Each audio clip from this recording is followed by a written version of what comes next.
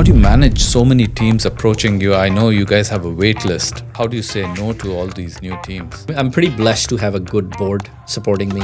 Our policy is quite simple. If you already have a current team in the BCL, you're not priority. Now, Brampton has players from very diverse backgrounds, different ethnicities. How have you developed your trust with all of them? One of the guys called and said, listen, the field is not that great. It's been raining. It's 3 o'clock in the afternoon. The game is at 7. And we know our fields. In Brampton, the fields can take a lot of rain and still be operational. And I said, we don't want to cancel the game yet. We will get to the field, make a decision with the umpires. There's playing conditions that clearly mark the wait time and the decision making that's required between the two umpires that are on site. And the guy behind him was saying, oh, well, the league should make a decision now. So I could overhear the person behind. Right. Cricket Canada has been involved in certain controversies like the selection of its management, team selection. What are your thoughts on that? In any large organization, especially an organization that's catering across multiple regions, multiple provinces, it's difficult. Sometimes the deserving players miss out, and sometimes because they're not available, or sometimes we miss a player. Specifically, anything else you feel that can be done to elevate the level of cricket in Canada? There's an indoor dorm that's coming up in Brampton. That means is you're able to continuously play proper cricket for almost 12 months. What's the next few years for the Brampton Cricket League looking like? So I'm pleased to announce on your podcast today that we'll be releasing. Hi, I'm Manish Kapoor tuning in from Canada, and I'm really glad you're here. This is where we sit down with some amazing minds, leaders, creators, and change makers to talk about the things that matter. Every episode is a chance to learn something new, get inspired, or just hear a fresh take. So let's get into it.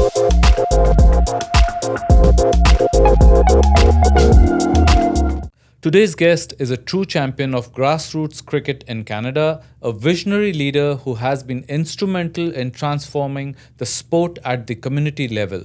As the president of the Brampton Cricket League, Faraz Saleem has overseen an incredible growth over the past decade, making the league one of the fastest growing in the country.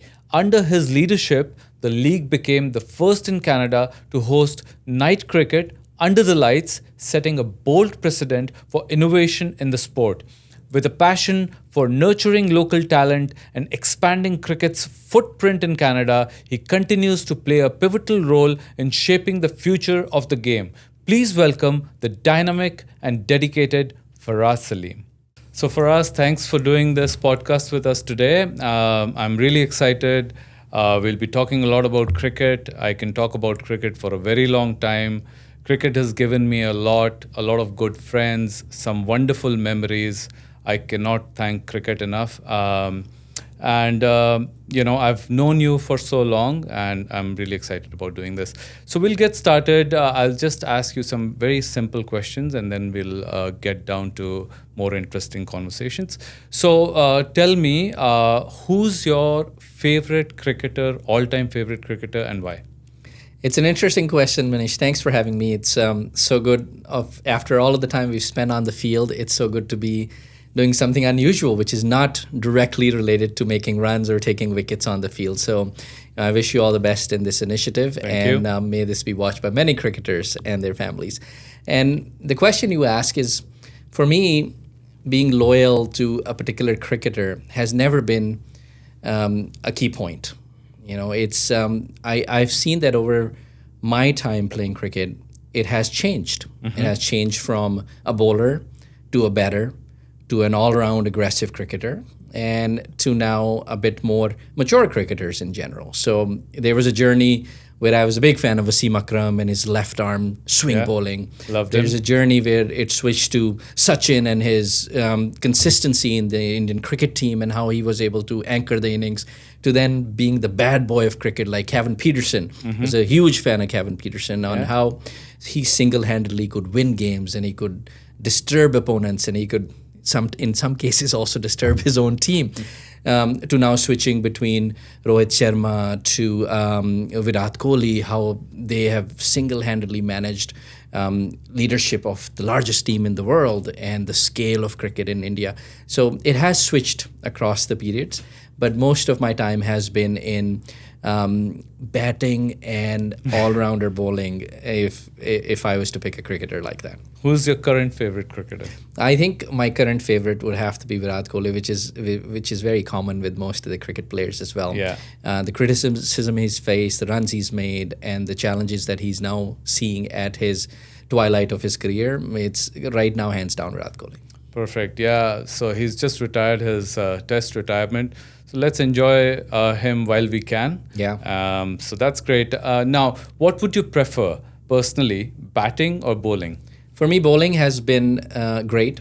I was bowling fast in my younger days, and it was swinging. The ball was pretty difficult to play. Eventually, I established a knee injury. I had to switch gears from bowling to from fast bowling to spin bowling. Still working well. In the BCL, I'm the second highest wicket taker, just 3 or 4 wickets away from the top guy who's a close friend of mine. Nice. So it's still working well. If I was to prefer, I would prefer bowling and maybe middle order batting. That's great. And one more question. What do you prefer, chicken biryani or chicken curry with rice or roti, naan, whatever? I would probably pick dal over Which the meat. dal? Any dal. Any dal? Any dal. Okay, that's great. Okay, so Faraz, tell me how it all got started. When did you come to Brampton? Just some background. So BCL has a pretty long journey now, more than 16 years in the making. And when I started playing cricket in Mississauga and eventually in Brampton, frankly, cricket at that time was played across the region of Peel, and Toronto had a larger share of the cricket fields. And eventually, Brampton sort of started to improve the quality of infrastructure and introduce cricket to the masses. And I realized that there was a gap in cricket. And the challenge for us was the poor management of cricket in general at that time.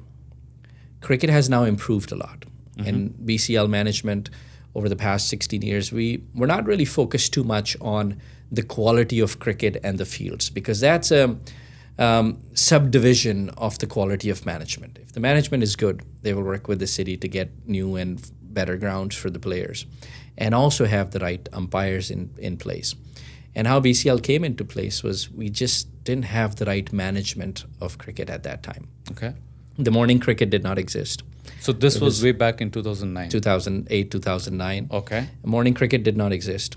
It was only 50 overs that were see. being played in Brampton, Mississauga, and Toronto. Okay. And what was happening at that time, the guys were dropping in to open fields in the morning, and they would just play friendly games. Yeah. I remember there was a time when one of our guys had gone to the field at 5 in the morning, put his kit bag on a cricket wicket, and then he slept in the car because that means he has priority now for the 7 o'clock game. There were no permits from the city? There were no nothing like permits. that? City Okay. permits started 12 afternoon onwards. Okay. So from 7 in the morning to 12, you could just drop in. Yeah. So that drop-in is what we were focused on. We should organize that drop-in. We should give them a schedule, give them officials, give them quality.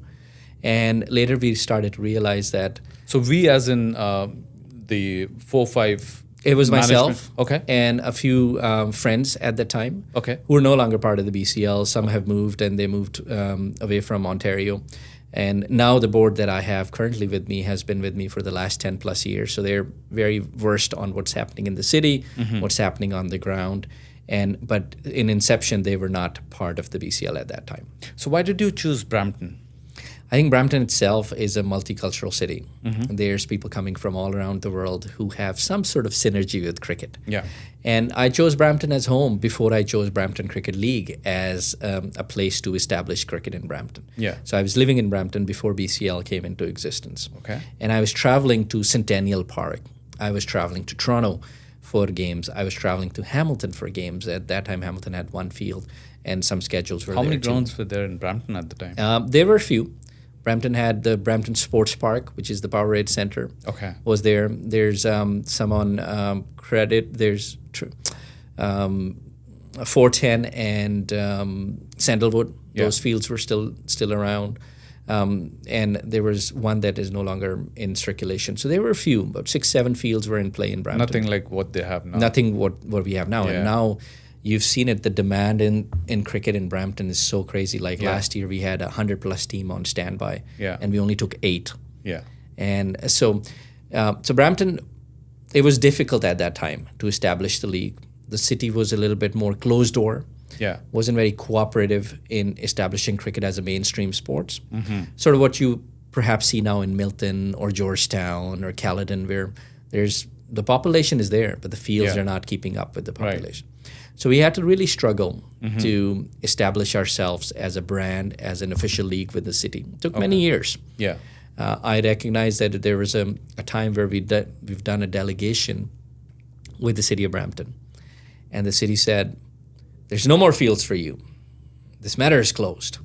We had to go to media, make a lot of noise in media to get responses from the city. That I think I still have that cutting. That city of Brampton put a huge one-page ad on explaining why there were no fields for cricket available. And that was when? Which year? That was in 2009, 2010. Okay. Around that time. And eventually we started to make relationships with the city leaders, with the council, and started to convince them on the opportunities that exist in cricket for now. And the management of cricket started to improve. Yeah. City started to realize that it's not a sport that's unorganized and guys are just dropping in, Yeah. leaving garbage all around. So they started to align with the fact that cricket itself is actually an organized sport in Brampton, and it needs the support to get it to the next level, which is what we're seeing now with lighted cricket. Like there's now a policy in place with the city of Brampton that all new fields must have lights. Amazing. So that means you can extend your play up to 1 o'clock. Cricket is the only sport in Brampton that has an exception to play past 11 p.m. till 1:30 in the morning. Okay. Yeah, and that's because the demand is huge. Yeah. And the management of the Brampton Cricket League is making sure that we don't disturb the residents, and the guys who are playing are cooperative and respectful, and they leave the facilities in the right shape and form, so we don't get our permits pulled away. So it's now more of a balanced act between the city and the city management and the BCL management. Perfect. And how many teams did you start with back in 2009? We started with 6 teams. At that time, we had a winning prize, and the teams were playing for fun. It was Just the one division. just the one division. And, One division, It 6 went teams. on for like the entire 4-5 months, 6 months? Just 1 year.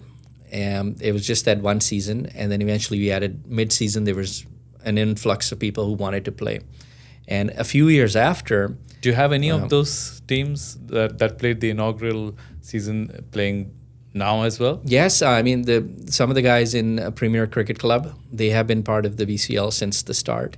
Some guys in our Georgetown Cricket Club, they've been part of the BCL from the start.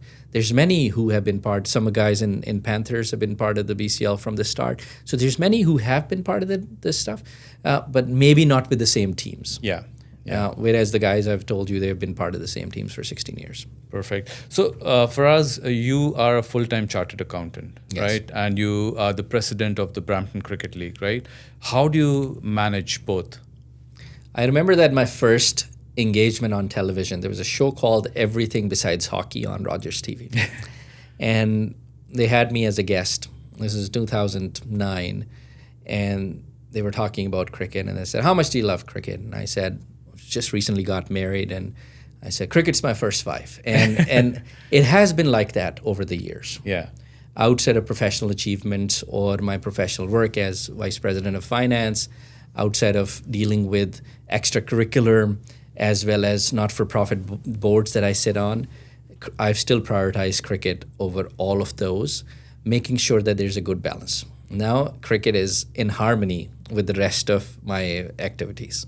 That's amazing. And how about the growth of Brampton Cricket League from, you started 2009 with 6 teams to now having multiple divisions, T20s, T35s, and day-night matches, morning matches, everything, right? So how did this growth happen, and what are your thoughts on that?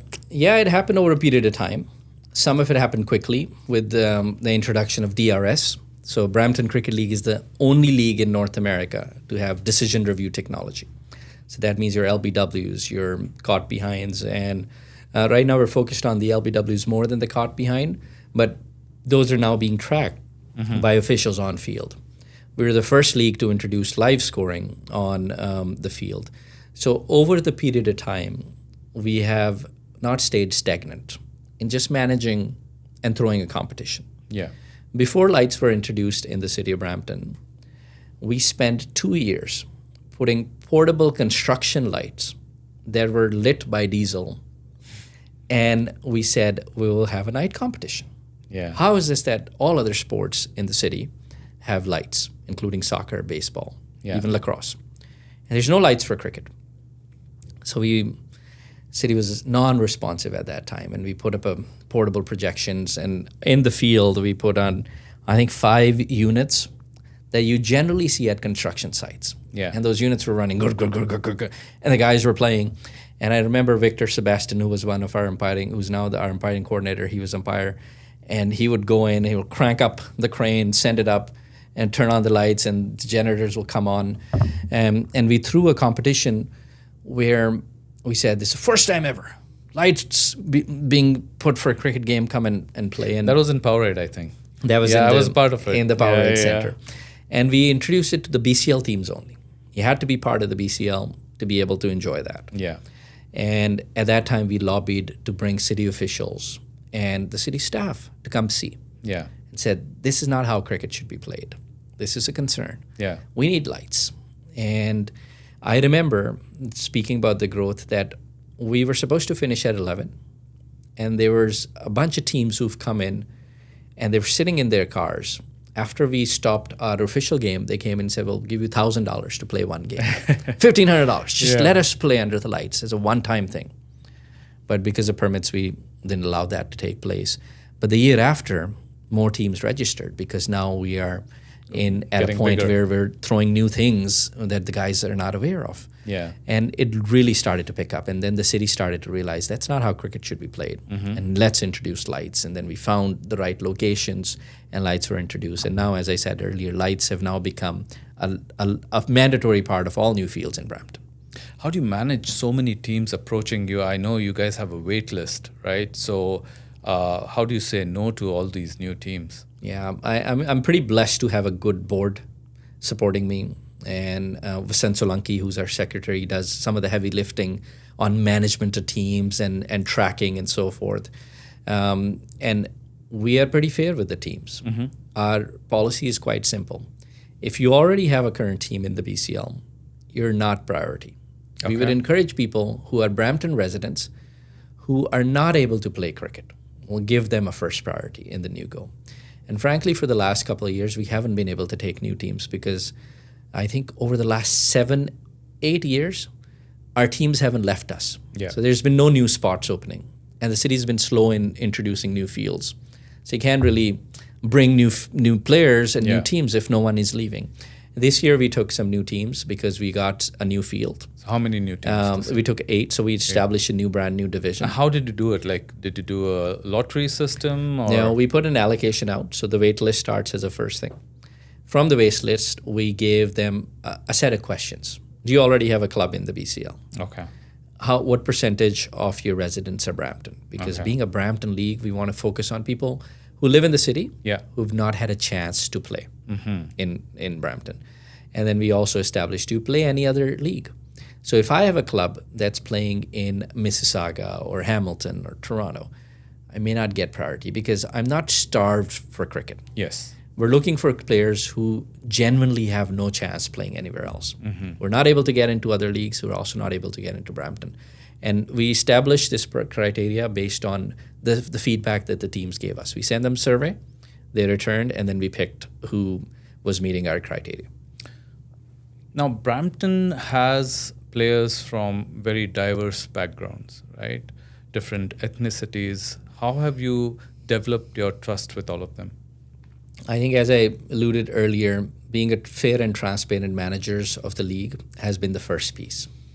I got a call this week. We've had a lot of rainouts in the month of May. It's been unusual. The weather's been unpleasant.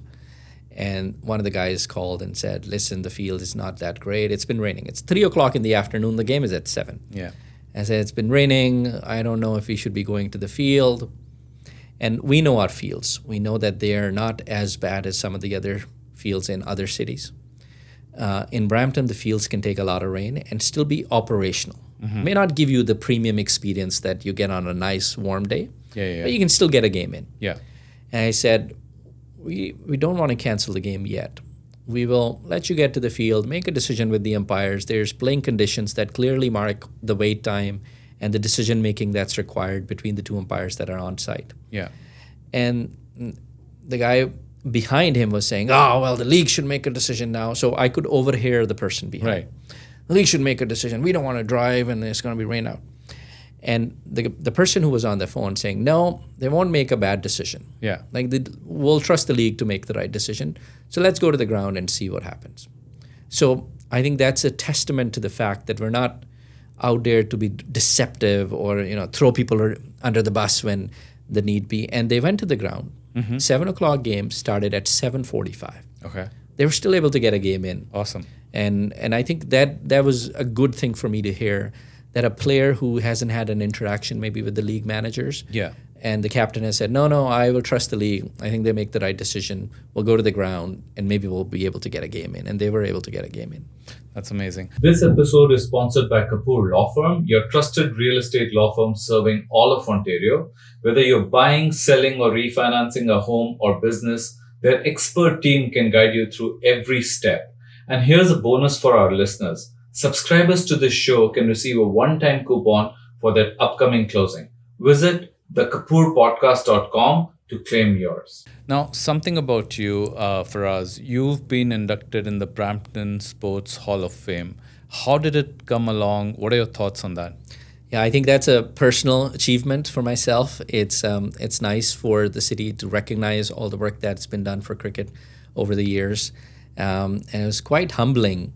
I was inducted with the Maple Leaf coach at the time. He was part of the same class as I am. Nice. So it was a humbling experience to have a band of honor, march of honor, and then you have city officials, and your name is now in city archives and in the Sports Hall of Fame, That's which great. is in Brampton, where you're forever going to be part of city history. But it didn't come easy. BCL took a lot from me financially, personally, as well as the time that it took. And now eventually we're in a good place for City to recognize that over the last 16 years, a lot has been done to develop the game. So when you say financially it's taken a lot out of you, what do you mean by that? I remember that the first 3 years, we made no money from the BCL. Every year we were in negative. And I was with a board that was not as engaged as my current board. We were thousands of dollars down, tens of thousands of dollars down, because the city cost was high. Yeah. And the fee we were collecting from the teams were slow. We were also at that time not recognized as the official league of the city of Brampton. Okay. So there's different rates for being official partner versus a friendly partner, or an occasional league that's just running a few games here and there. So it was difficult for us financially, getting the resources in, the material made, training the umpires, and making sure that the right quality balls were introduced. We struggled with balls for a long time, over a couple of years, to get the right suppliers in. And that's a message to many who may think to establish themselves with any sort of ball provider is sometimes you get good samples, and as soon as you order volume, it's a total different product. And we've struggled with that for many years in inception. And there were 2 years where we had to throw away the balls, which cost us thousands of dollars, because when they got to the field, they were not good quality. Even to this day, our balls are not super premium, but they're the ones we've established over the years that don't break bats as many times. I mean, these balls don't break bats at all, but sometimes you can get hurt. Your fingers can get hurt, which with any ball, even in international cricket, you can get hurt. But we've said that we took on financial damage, finding the right ball producer, and we'll stick to that person. But the first 3 years, we were in rough shape financially because of all these trial and errors that we were doing. So for us now, obviously, youngsters, right? Kids going to school who've been born and brought up here, right? Do you know if they are interested in playing cricket? And is the Brampton Cricket League doing something to promote cricket within those little children? Yes. So BCL officially doesn't have a youth module. Okay. It's been difficult getting the right coaches in place, because what the youth module does is it becomes more of a monetary cash cow for someone who's running it. right? Because you've seen academies are charging X dollars for kids to play. Yeah. Our model is more of a not-for-profit. Whatever money comes in, we're reinvesting back.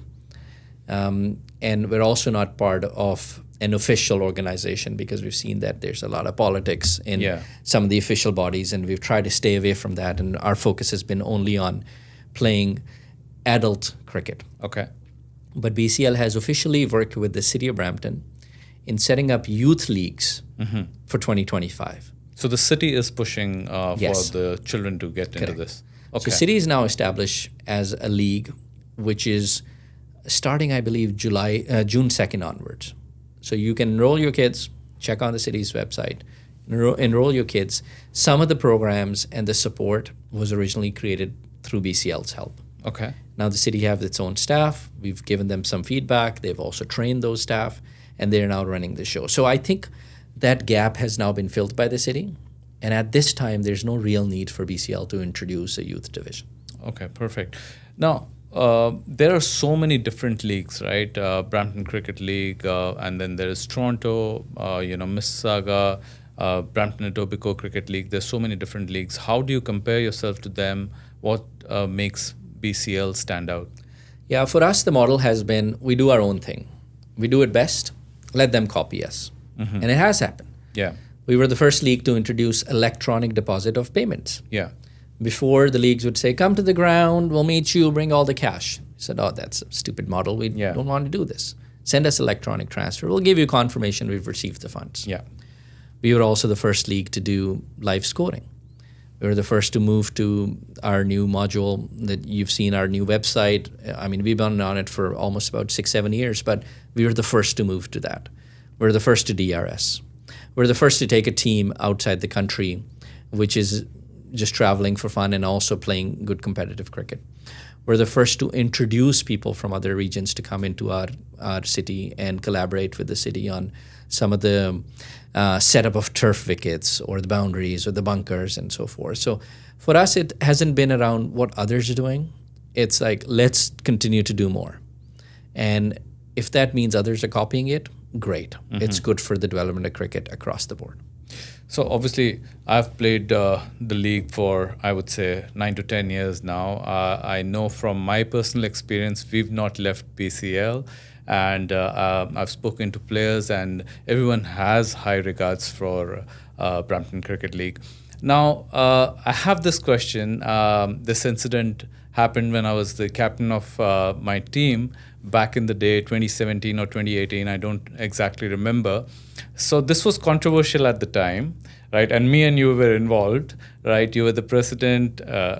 You've always been. And I was the captain. We were supposed to play the finals for Division 1.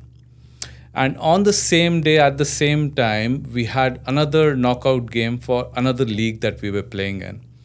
And we knew this a week in advance. We requested you by emails, calls, begging, pleading angrily that please allow us another day or time to allow us to play the finals. You did not agree to that, right?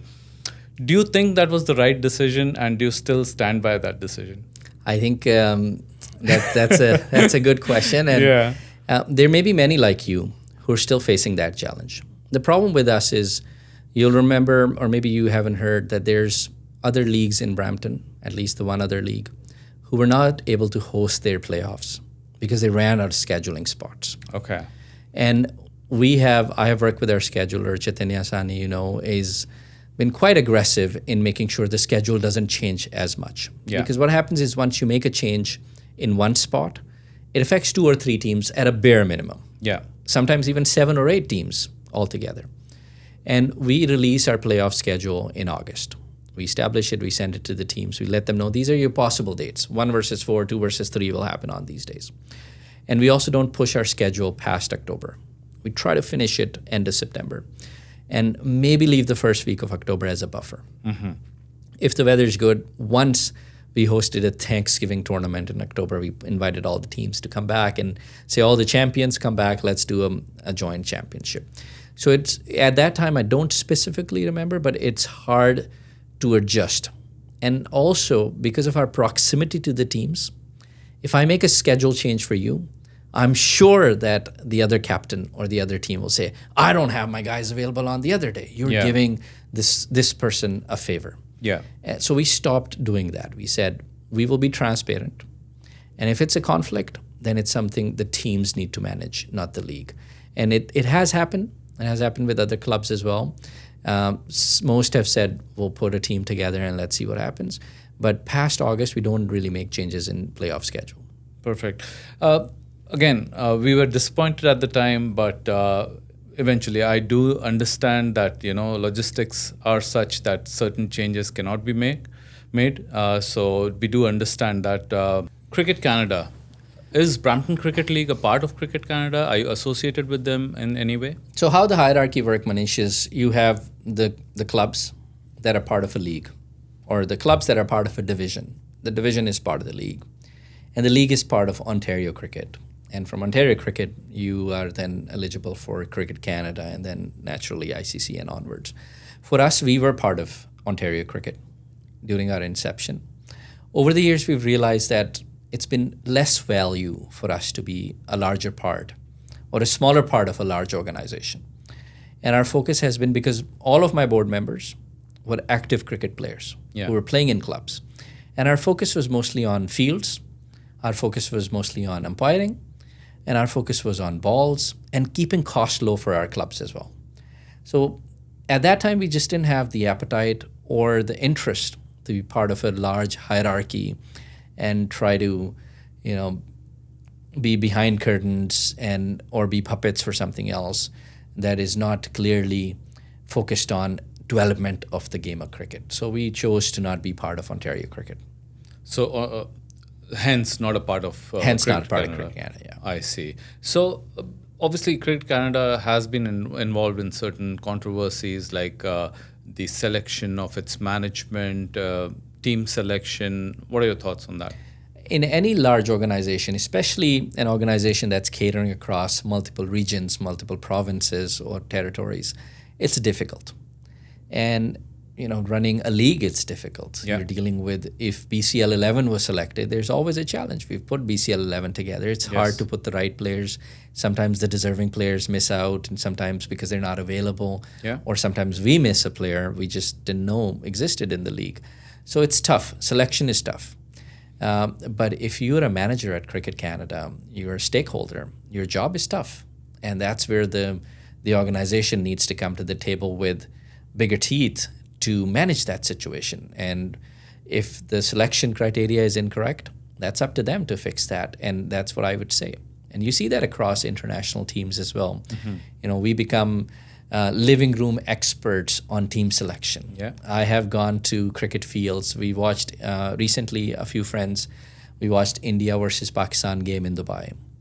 And the person sitting beside me had an opinion on everybody who was playing. Right? It's an easy game when you look at it. Exactly. Yeah. So it's hard for us to, or for me to publicly criticize Canada because I'm not really involved in their selection criteria. But as a dining room expert, I would have a few words to say, which I've just said. Okay. Now, cricket in Canada, obviously, there are players who play here they're from India, Pakistan, Sri Lanka, Caribbean, elsewhere. But the level of cricket, obviously, it has improved a bit, but not as much as, we would have expected. What do you think can be done to improve the level of cricket? So there's two things. Cricket in Brampton is played by people who love the sport. No one is playing it to make money, really. And the level of cricket will only improve when money is thrown at it. Mm-hmm. When the teams are traveling, they're playing with other competition. I've taken 3 tours to Dubai. Yeah. And the guys we've taken have been pretty competitive. But when you go play in a country where the weather is cooperative, the wickets are classy, and the guys there have more term or time spent on the field versus you can see the difference. Yeah. So I think the weather in Canada doesn't help us. Obviously, we get only 6 months. Yeah, of even less competitive than cricket. 6 months, Yeah. right? Like you see this season, 2025, we started May the 3rd. Yeah. And now it's May 30th, and we're now, half the games were rained out. So that's one thing. And also, people are playing for passion. They're not playing for funds, and that's a challenge. So Competition is good for Canadian standards. You'll see Cricket Canada and the Team Canada has improved a lot internationally. Most of the Team Canada players play in Brampton. Yeah. We have them playing in BCL as well. Yeah. So they're playing on the turf wickets. They're playing on AstroTurf wickets. They're learning. They're practicing on the field with us at the same time. So I think over the years it'll get better, but it may not become an India or an England or an Australia unless more money is thrown in player development. For sure. Like if players who play for the country and they play in these leagues, play with other players, everyone's game improves, right? There's a lot to learn from them as well. But specifically, anything else you feel that can be done to just elevate the level of cricket in Canada? There's an indoor dorm that's coming up in Brampton. So that will elevate the game a little bit more because you get to play 12 months a year. So you'll be able to... Is that a stadium as well? It's not a stadium. So this will be just... We do need a stadium, right? There's talks of a stadium. The city thinks we need a stadium. The league officials think they need a stadium, but frankly, I could take 6 grounds over a stadium if you were to ask me, because I need to grow my league as well.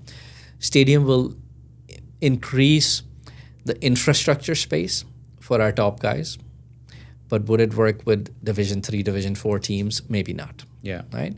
So that's something to consider. And but what will be important is the improvement of infrastructure and more players coming from other regions and our player going to those regions. That I think will bring more value in the game. And then indoor dome, you were touching on that. Yeah, and the indoor dome, what that means is you're able to continuously play proper cricket for almost 12 months.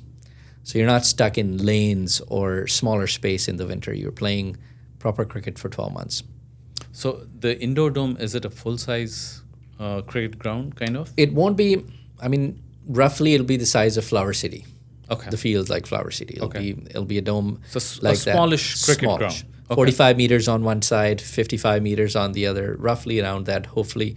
But then you play it with the hard ball or the semi-hard ball? The semi-hard ball. Okay. Probably the indoor cricket ball will be used. We haven't figured out the logistics yet on how it'll be rolled out, but probably likely the indoor cricket ball. But you can have like a T20 kind of a game. You can have a 12-over game. Right? Okay. I think the spots will be premium in the indoor cricket because it'll be costly. Yeah. Because you're putting millions of dollars worth of a dome, and then it won't be $12 an hour. It definitely will be more dollars to pay. And it may be more value for teams to play 12 or 16 overs instead of 20 and play more games. So this way you're in for a couple of hours, you go back, you come back after 4 or 5 days, you have 2 games a week or something along those lines. We haven't really figured out the logistics just yet. But is Brampton Cricket League going to be running the show? The dome will be city facility. They'll be allocated to the leagues in Brampton. Okay. So what this means is the same allocation as we have right now would apply to the dome registration as well. I see.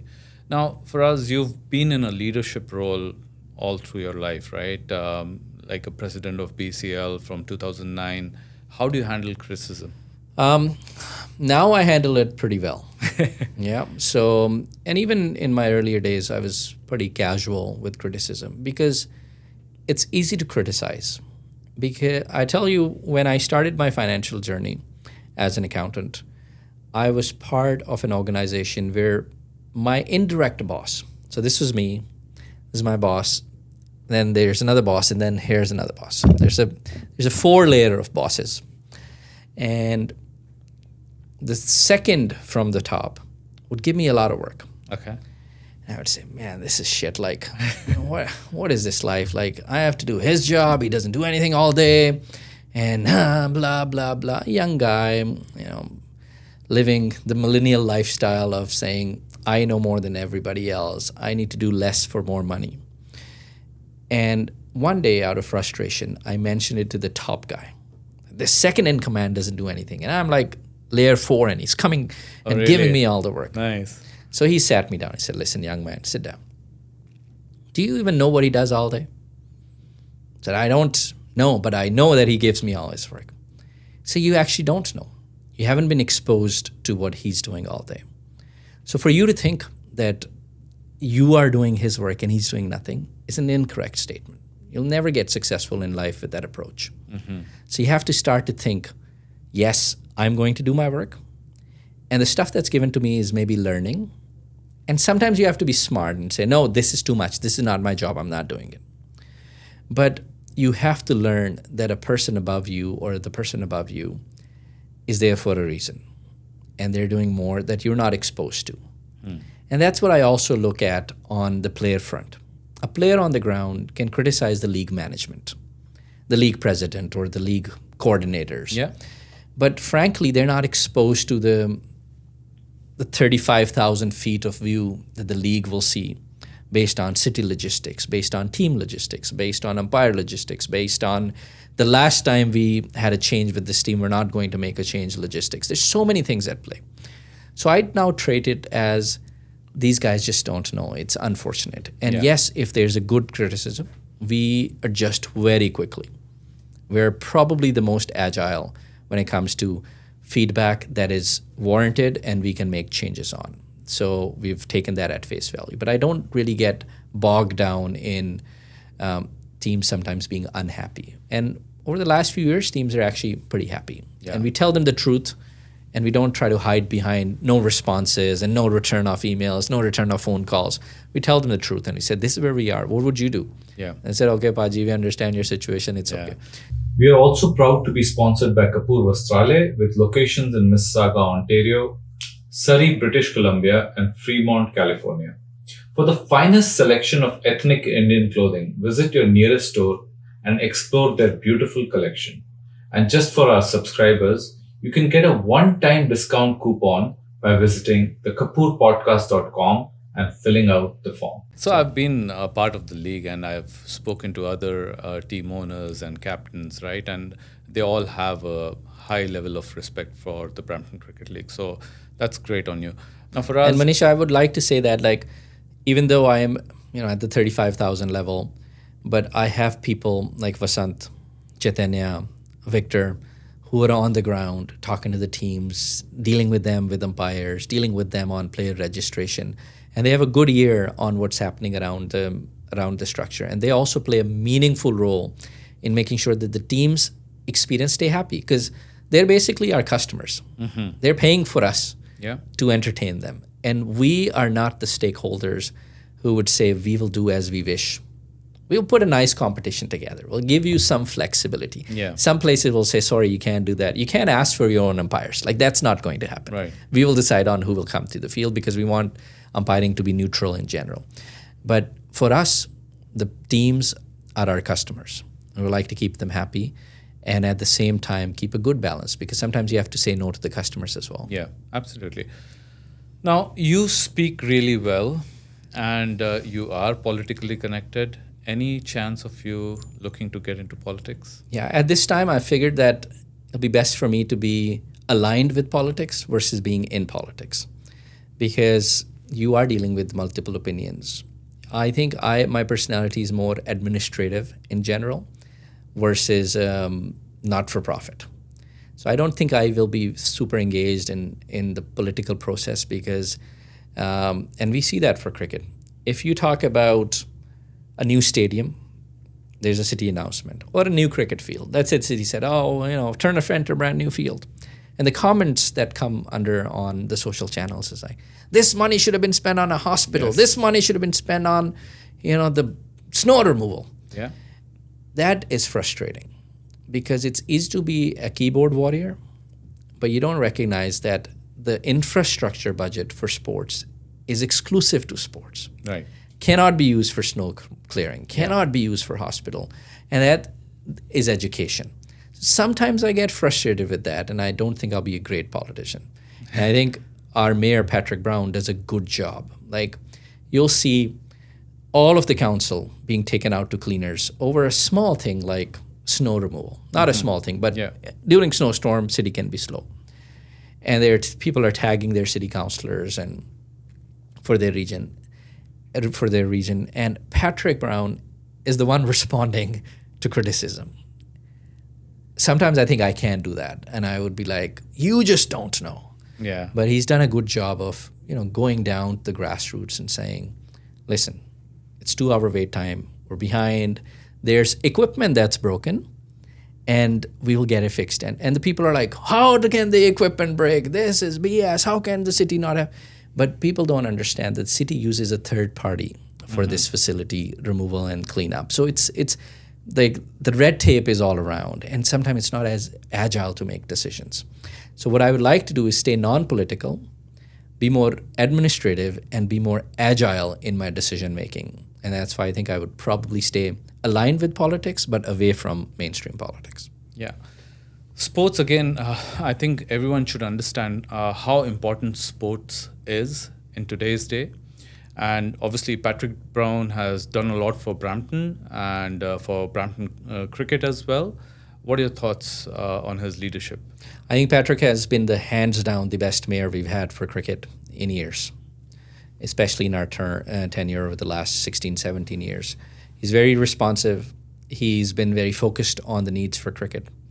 Before he was elected, him and I chatted. He sent me a picture of a tennis court that had a sign saying, no cricket play in the tennis court. And Patrick said, what's this all about? The reason people are playing cricket, I told him, is because there's no fields for them. There's no lights for them. Tennis court is empty with lights on. Yeah. So they just drop in and they're playing cricket. Yeah. So he used this as a campaign promise that we'll introduce lights when I'm elected. And the day he was elected, literally the week in, he was having conversations with me on where to install lights. So he didn't turn 360 after being elected. He remembered his promises. He remembers cricketers. He remembers the game. He remembers you. He remembers me. He remembers the people he meets. And he's been a very fair ambassador of cricket in general. And Brampton is now basically the capital of cricket in Canada. Yes, it is. The right facilities, the right leadership. Yeah. We're attracting teams like GT20 to host cricket here. So it's all because of his leadership. Yeah, that's great. Now I'll get back to cricket. A hypothetical question. There's a player playing a Brampton Cricket League match.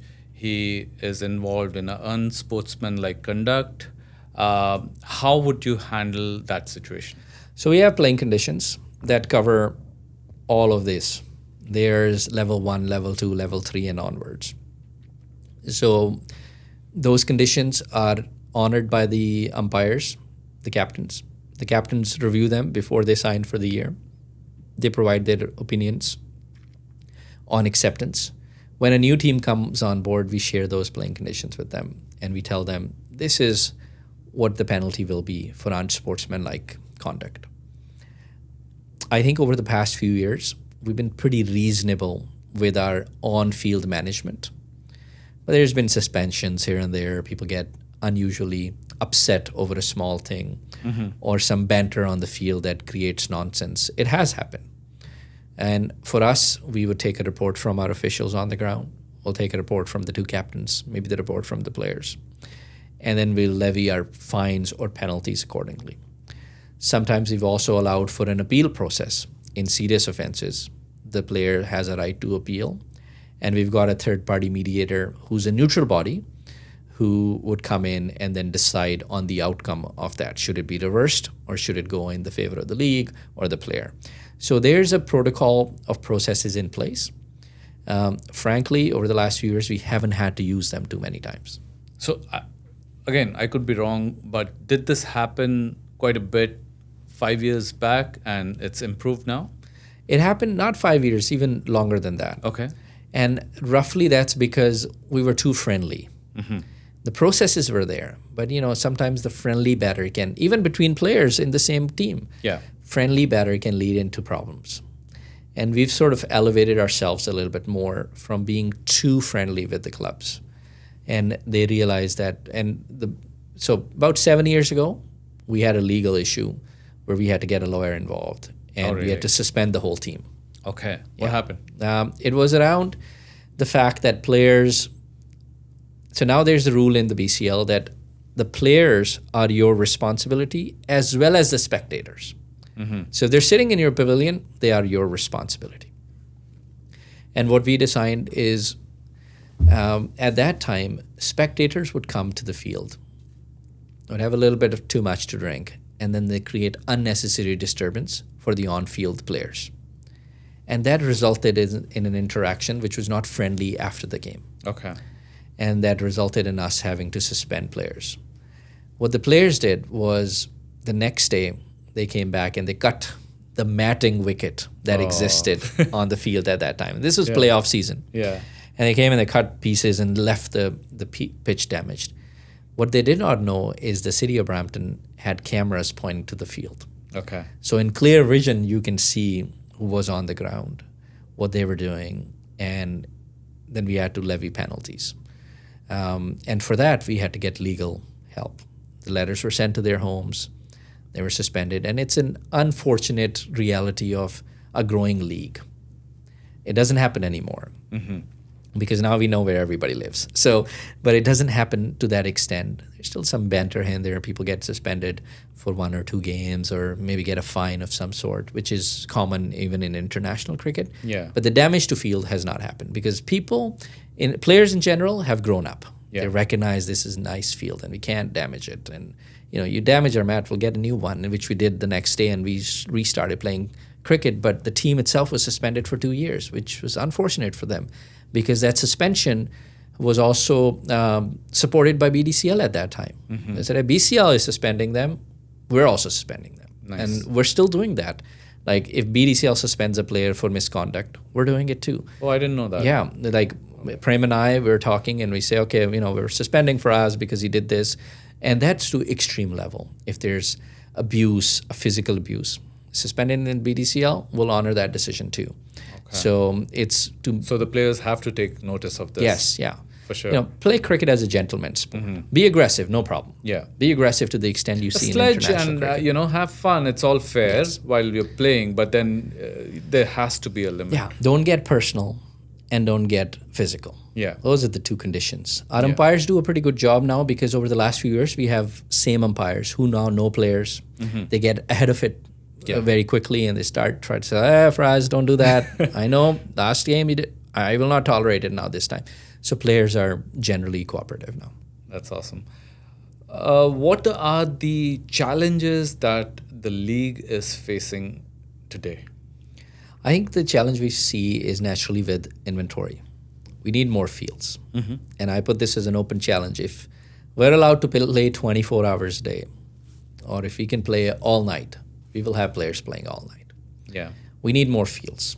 If we were to double the grounds that we have right now in Brampton, we'll happily take that and still fill them up. City is working on it? They are, but acquiring a field in Brampton is tough now. Yeah. There's housing and there's community centers. There's so many other spots that are being taken by other facilities in general. So I have committed to the city that if you provide me a ground, I can guarantee you that not even a single day will be left without utilization. Cricket is the only sport that's utilized 150% in the city of Brampton. And what that means is our permits start at 8 in the morning.